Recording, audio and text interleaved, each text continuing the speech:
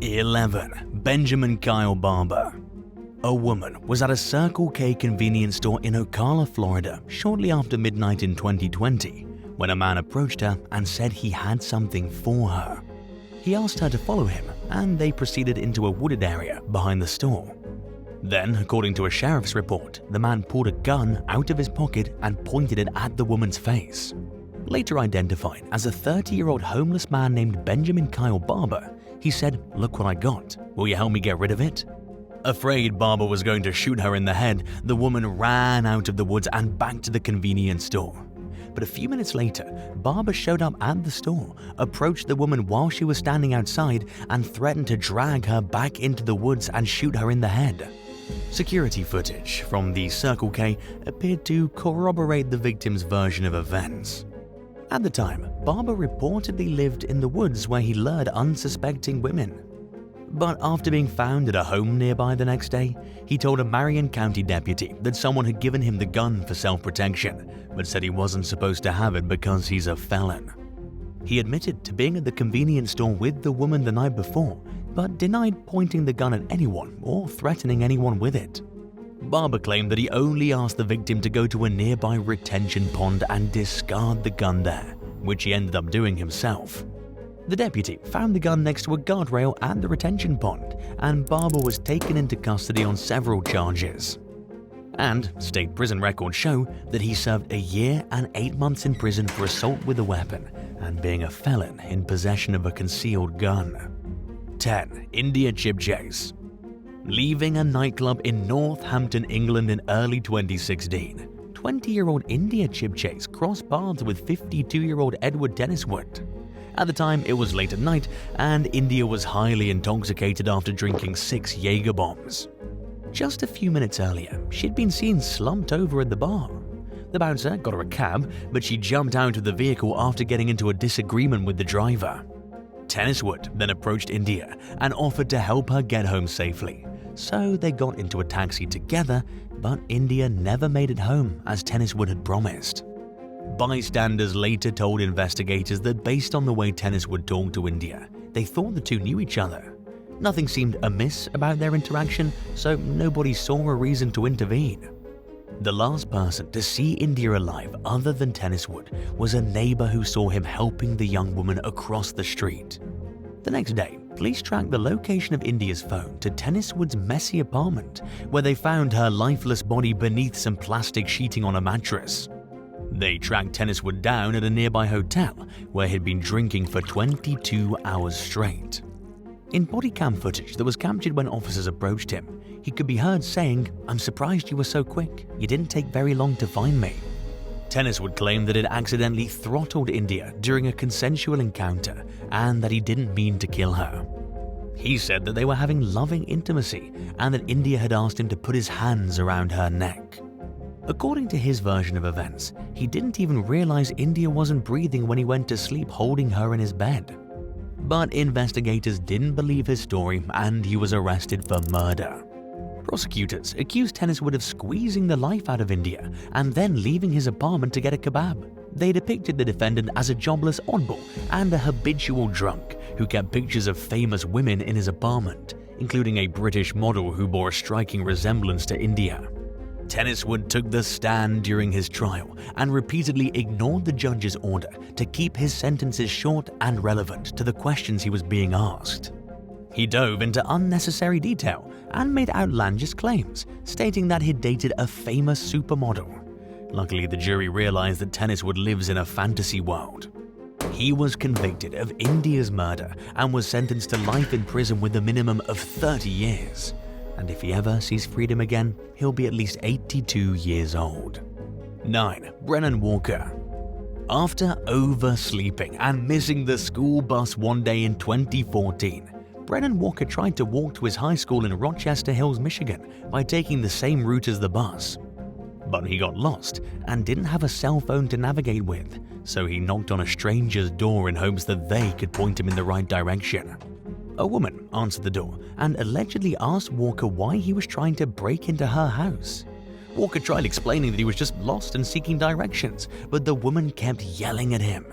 Speaking with local station WJBK after the incident, Walker said that a man came down the stairs of the home and grabbed a shotgun. And as he ran away from the residence, he heard a gunshot. Luckily though, the bullet missed him. Walker continued running until he found a place to hide, and he stayed there until the police found him a little while later. The woman at the home had dialed 911 and told the dispatcher that her husband had chased after a black male during an attempted break-in. Deputies went to the residence where they identified the man who confronted Walker as a 53-year-old retired firefighter named Jeffrey Ziegler. And surveillance footage from the home appeared to corroborate Walker's version of events. The teen's mother, Lisa Wright, told WJBK that she didn't want to believe the incident was racially motivated, but after seeing the video, she was convinced that it was. Ziegler was arrested on assault with intent to murder and felony firearm charges. And he was convicted on both counts, receiving 2 consecutive 2-year prison terms as a result. Walker struggled with depression for a while after the incident, but he overcame it by seeking counseling and dedicating himself to his schoolwork. He graduated from high school a year early and moved to Miami for college after being accepted by 11 universities. Speaking with Fox 2 Detroit, the young man said he wanted to get away from the familiarity of living in a place where he knew a lot of people. Walker said that he wanted to start over in a new place, surrounded by new people. 8. Ari Gershman. On the morning of July 3, 2020, 45-year-old doctor from California named Ari Gershman and his teenage son Jack took their new Jeep Wrangler off-roading in Tahoe National Forest. They got lost though while driving down an unfamiliar dirt road and stopped to ask the driver in the vehicle behind them for directions. But instead of helping, the driver pulled a gun and fired at Ari, killing him at the scene. 2 bystanders were also shot and survived their injuries. Terrified for his life, Jack ran off into the woods and began searching for higher ground in hopes of catching a cell phone signal so he could call for help. In the meantime, Ari's wife Paige became worried because her husband had stopped answering her text messages. So she sent Jack a text message asking where Ari was and if they were okay. By the time Jack finally got to a place with cell service, his phone was almost dead. He responded to his mother's text with 2 video clips, revealing that his dad had been shot and that he was now lost in the woods alone. Jack said that he didn't think he was going to survive and said goodbye to his mother for what he thought was the last time. Then he managed to call 911 right before his phone died, giving him no choice but to wait and hope that help would arrive soon. Emergency responders finally located and rescued Jack 30 hours after Ari's murder. Detectives identified the suspect as 40-year-old John Thomas Conway, who lived about 100 miles from the crime scene. He had numerous warrants out for his arrest and was on Butte County's most wanted list for vandalism, battery, and making terroristic threats.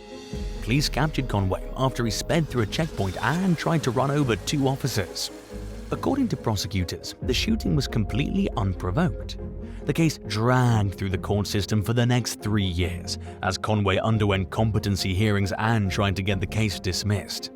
Ultimately though, he pleaded guilty to second-degree murder, 2 counts of attempted murder, and 2 counts of assault on the fish and wildlife wardens. And according to prison records, he won't become eligible for parole until July of 2040. 7. Renisha McBride. During the early morning hours one day in November 2013, 19-year-old Renisha McBride crashed into a parked car in Detroit, Michigan. A 911 caller reported seeing the driver walk away from the scene, but it did seem like a serious emergency, so police took their time responding to the call. Nobody had arrived at the crash site yet when someone called 911 for a second time 40 minutes later to report that Renisha had returned to the scene. But by the time emergency responders arrived, she had walked away again. The owner of the car that got hit told police that the young woman seemed discombobulated, like she didn't know where she was. Renisha was unable to provide the vehicle owner with a phone number or any other useful information before she left the scene for a second time. Then, more than 3 hours after the crash and over a mile away, Renisha knocked on a stranger's door in neighboring Dearborn Heights in search of help. But the homeowner, 54-year-old Theodore Wafer, fired a 12-gauge shotgun through the screen door, and the bullet struck Renisha's head, killing her at the scene. Wafer told police that he thought someone was breaking into his house. He said Renisha was pounding hard enough on the door to break it when he panicked and pulled the trigger. Unconvinced that the shooting was justified, authorities charged Wafer with second-degree murder, manslaughter, and possession of a firearm during the commission of a felony. A jury convicted him on all counts, and he was sentenced to 17 to 62 years in prison. Nobody knows where Renisha was during the 3 hours she was absent after the accident, but her family believes she was disoriented, possibly suffering from a head injury and in search of help. At his sentencing, Wafer apologized to the teen's family, saying that he'll carry the guilt and sorrow over his actions forever. 6. Michael Porter. 44-year-old Michael Porter and his wife Linda were on their way to their grandson's high school football game in October 2008 when they got lost in Moss Point, Mississippi. Michael pulled into the parking lot of a gas station to ask for directions, but before that could happen, he was ambushed and attacked by a group of young men. He fought back against his attackers as he rushed back to his car, but right as he managed to pull the door shut and started driving away, one of the men shot him in the chest. The car then crashed into a ditch as Michael clung to life with a weak pulse. Linda ran to a home nearby to ask for help, but when she returned to the vehicle, her husband no longer had a pulse. As an experienced nurse, Linda could tell that the life had been sucked out of Michael. Emergency responders rushed him to a nearby hospital, but it was already too late. The senseless murder left Linda's life in tatters, and she worried that the police would never catch the killers and bring them to justice. But they did, and authorities prosecuted the 3 teenage suspects as adults in the capital murder case. The accused gunman Darwin Wells was the first of the defendants to go on trial. Days after the shooting, he told police that he'd asked Michael Porter for $1 because he was thirsty.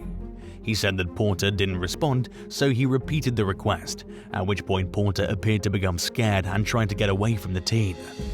Wells claimed that when he pulled the gun out of his pocket, he thought it was jammed. However, it accidentally went off and struck Porter, and in the end he was found guilty and was sentenced to life in prison. One of the other suspects, Alonzo Kelly, testified in court that Wells and another defendant, Tevin Benjamin, mentioned needing money when they met up that day. Wells said he would hit a lick, which meant he'd get cash any way possible, regardless of whether it was through legal means or not. As the group walked to the convenience store, Kelly decided to turn back because they always seemed to get in trouble when they went to that area. He then claimed that he heard the gunshot as he was walking away. Kelly pleaded guilty to being an accessory after the fact and spent 11 months behind bars. Terry Hyde Jr. also denied involvement in Porter's murder, claiming that he was walking in the opposite direction of the convenience store with Kelly when the shooting occurred. Regardless though, he was convicted of capital murder and was sentenced to life in prison. Speaking with the DeSoto Times-Tribune after the shooting, Linda Porter mentioned how the needless tragedy ruined both her life and the lives of the young men responsible for her husband's death. 5. Jonathan Farrell. After driving a co-worker home at 2 a.m. one day in September 2013, a 24-year-old former college football player named Jonathan Farrell lost control of his car and crashed into the edge of a dense forest in Charlotte, North Carolina. Unable to open the door, he climbed out a window and walked to a nearby residence in the Bradley Farms neighborhood to ask for help. A woman who lived at the house initially thought Farrell was her husband arriving home from work, but when she realized it was a stranger, she panicked and dialed 911. When 3 officers arrived at the residence, Farrell ran towards them. Surprised by this, one of the cops fired a taser at Farrell and missed. Then another officer, 27-year-old Randall Kerrick, opened fire on Farrell, who was struck 10 times by the bullets, and unfortunately, he died from his injuries. The officer, who unsuccessfully deployed his taser, claimed that Farrell had said, "Shoot me," as he ran toward the cops. Kerrick said that he shot at Farrell because he feared that the young man had a weapon or was otherwise posing an imminent threat to the officers. But as it turned out, Farrell was unarmed, and authorities believe that Kerrick's use of force was unjustified. The officer was then charged with voluntary manslaughter the day after Farrell's death. In early 2014, a grand jury declined to indict Carrick on the charge, but a second grand jury chose to indict Carrick, whose case ended in a mistrial due to a hung jury. The state's attorney general decided not to retry the case, and while Carrick's no longer a police officer, he remained a free man. At a time when a disproportionate number of young black men were being killed by cops, people were understandably angry that Carrick walked free. Protesters even took to the streets to demand justice for Farrell, but sadly, it didn't change the outcome of the case. 4. Sean Mullen. In an unprovoked act of violence that left a businessman and father of two completely broken, 49-year-old Sean Mullen asked a group of teens for directions and was brutally beaten and left for dead in September of 2022. The horrifying attack happened at 2:30 a.m. in the English town of Burton-upon-Trent, where Mullen was traveling for work. He'd gone out for dinner and drinks with colleagues that night and was on his way back to his hotel room when he took a wrong turn and got lost. Mullen noticed a group of young people in a parking lot and pulled in to ask for directions. But as he approached the group, he was jumped from behind and taken to the ground with a punch to the face. The attackers beat him until he was unconscious, then sped off in a car. And when Mullen regained consciousness, he called his colleagues who rushed him to a nearby hospital. Doctors treated him for a host of painful injuries, including a fractured jaw and a shattered eye socket and cheekbone. He was also unable to eat or drink due to the pain. And after the swelling went down, he was forced to undergo surgery to repair some of the damage. The emotional trauma had a lasting effect on Mullen. According to his wife, Julianne, he didn't come out of his room for a week after returning home from the hospital. Julianne also said that her husband wasn't the same person anymore. Even the smallest sudden noises sent him into a panic, and he didn't want anyone to touch him. He was also plagued by flashbacks of the attack and memories that returned as he recovered from his injuries. The attackers didn't rob Mullen, making it appear as though their motive was simply to assault someone for the fun of it. And shortly after the attack, law enforcement appealed to the public for information that might help them identify the suspects. But unfortunately, they still haven't been caught. 3. Trio terrorized in Toronto. Stuart Douglas, Quinn Taylor, and David M&S were searching for an after-hours party during a night out in January 2016 when they approached a group of men and asked for directions in Toronto's Chinatown neighborhood. According to Crown prosecutors, Stuart Douglas asked for directions, then stepped away to light a cigarette before returning to the group. He went up to one of the men and once again asked for directions, but instead of helping, the man pulled a gun and shot Douglas in the head. Another group member also began shooting, causing people on the street to run for cover. The two gunmen shot at least 16 rounds total, killing Quinn Taylor and David M&S. 26-year-old M&S was struck by a single gunshot to the back of the head, indicating that he was trying to run away from the shooters when he was murdered. Taylor, who was 29 years when the incident occurred, was shot multiple times and left to die in a restaurant doorway. Douglas, who was out celebrating his birthday that night, miraculously survived his injuries, along with two others who were shot in the hail of gunfire. Half-brothers Jamal Richardson and Kyle Sparks McKinnon were each charged with 2 counts each of second-degree murder and aggravated assault. Richardson, an accused gang leader, also faced an attempted murder charge. During the trial, witnesses gave varying descriptions of the shooter's height and weight, but were consistent in their description of the suspect's distinctive clothing. Surveillance footage from the crime appeared to corroborate the descriptions given by Douglas and others. Despite being shot in the head, Douglas was 100% confident in his ability to identify the man who shot him in court. He told Richardson's defense attorney that there was no way he thought it was possible for him to be wrong. Nevertheless, Richard's lawyer argued that it was possible that another member of the group shot Douglas and that the victim's testimony was unreliable. In all fairness, the judge cautioned the jury that some of Douglas's testimony was inaccurate, including his claim that he dialed 911 after being shot. Before he died, Quinn Taylor gave a Toronto police officer a description of his shooter, which matched the outfit that Sparks McKinnon was wearing at the time. Prosecutors accused the brothers of acting together and being equally responsible for the murders, while the defendant's lawyers treated each brother's alleged actions as a separate matter. Jamal Richardson was acquitted of all charges, while a jury found Kyle Sparks McKinnon guilty of both murders and of harming 2 others. And as a result, he was sentenced to life in prison with a minimum of 22 years. The judge overseeing the case concluded that Douglas had irritated someone in the group he asked for directions from, and that his 2 friends were killed just for being associated with him. 2. Christian Glass. In June 2022, 22-year-old Christian Glass encountered car trouble while driving on a dirt road in Clear Creek County, Colorado. He called 911 for assistance after accidentally veering off the road and getting stuck. During the call, Glass appeared mentally unstable, expressing fear and paranoia while describing his predicament. At the time, Glass was an amateur geologist residing in neighboring Boulder County.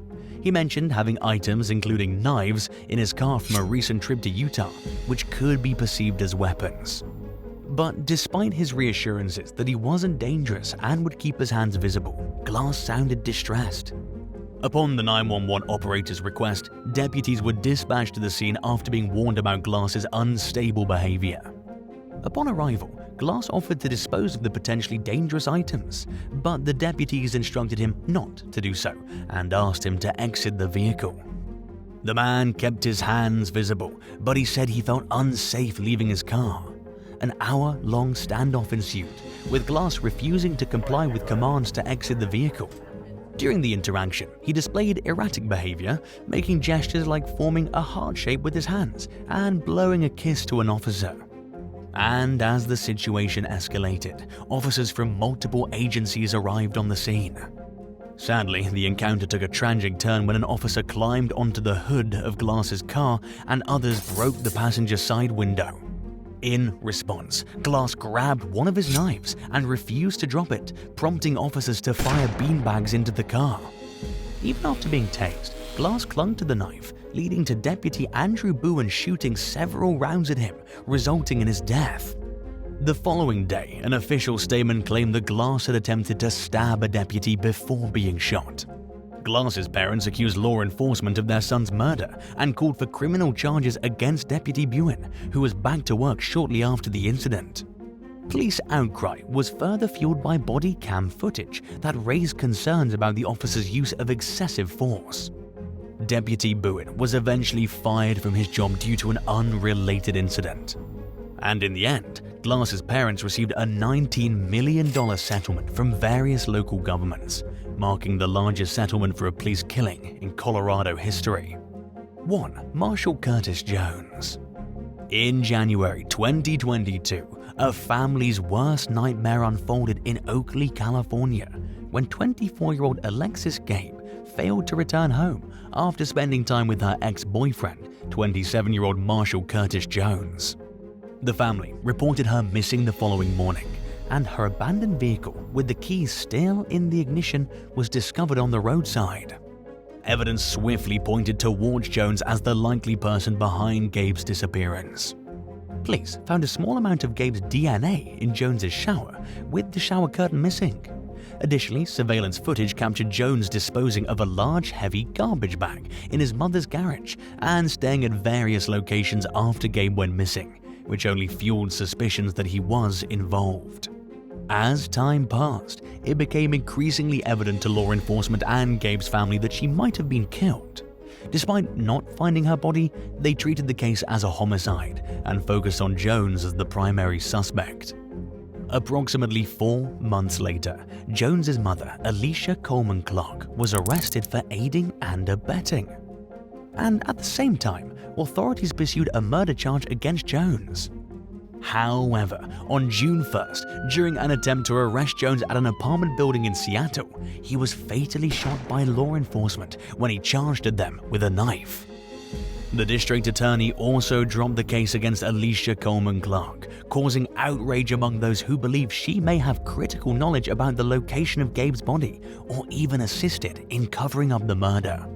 And additional suspicions arose when Coleman Clark was seen accompanying her son to buy a new phone just 2 days after Gabe's disappearance. A friend of Jones came forward about a month after his death, revealing that Jones had contacted him about 2 weeks before Gabe vanished, discussing thoughts of killing her and seeking advice on where to hide her body. The friend initially thought Jones was joking, but later realized the seriousness of the conversation. Unfortunately, though, it was too late to hold Jones accountable for his actions. Authorities released copies of letters written by Jones containing directions on where to dispose of Gabe's body. But despite conducting searches based on the information, no remains were found. It wasn't until November 2022 and January 2023 that partial remains of Gabe were finally discovered at 2 remote locations.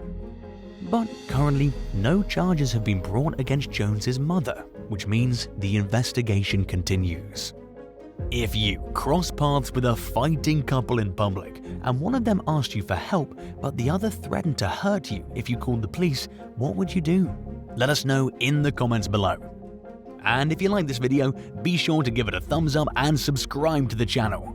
Thank you so much for watching, and we'll see you in the next one. Bye!